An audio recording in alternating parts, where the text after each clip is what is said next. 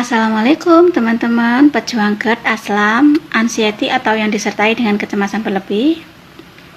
Pada saat kita mengalami masalah pencernaan ya, GERD, aslam, anxiety atau yang disertai dengan kecemasan berlebih, kita itu sedang dalam kondisi yang stres atau depresi.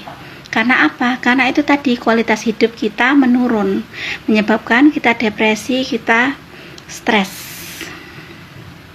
Iya, saat kita mengalami GERD, aslam, anxiety ini kita sedang dalam kondisi stres atau depresi, tapi dalam tahap yang ringan.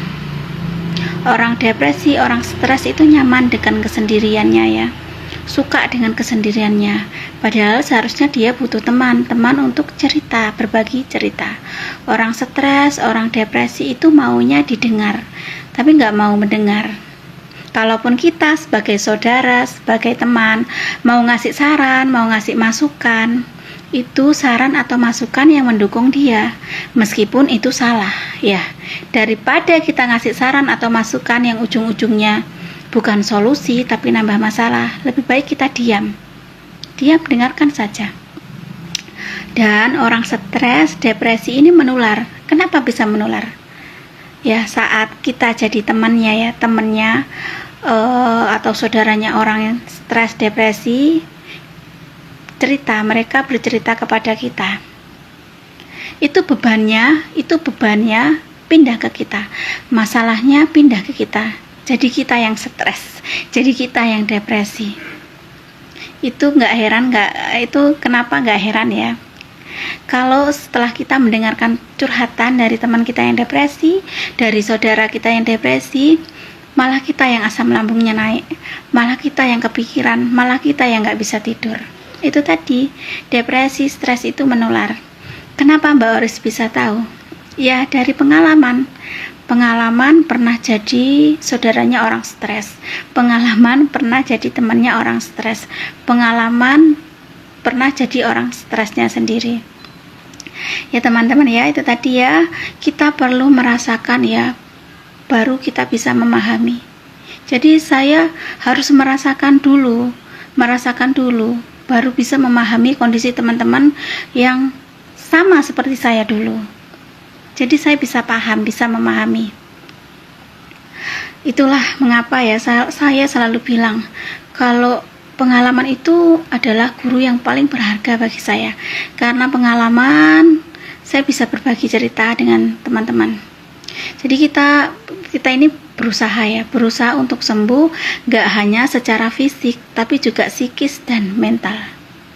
Kalau mau sembuh lambungnya, insya Allah gampang ya. Tinggal atur pola makan, tinggal atur pola hidup.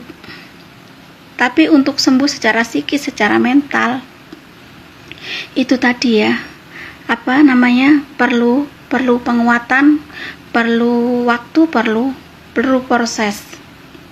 Apalagi penyakit GERD, asam lambung yang disertai anxiety ini, penyebabnya 50% disebabkan karena overthinking ya, ketakutan akan sesuatu hal yang belum terjadi atau overthinking, atau ketakutan akan masa lalu ya, trauma masa lalu, dan itu perlu waktu untuk sembuh.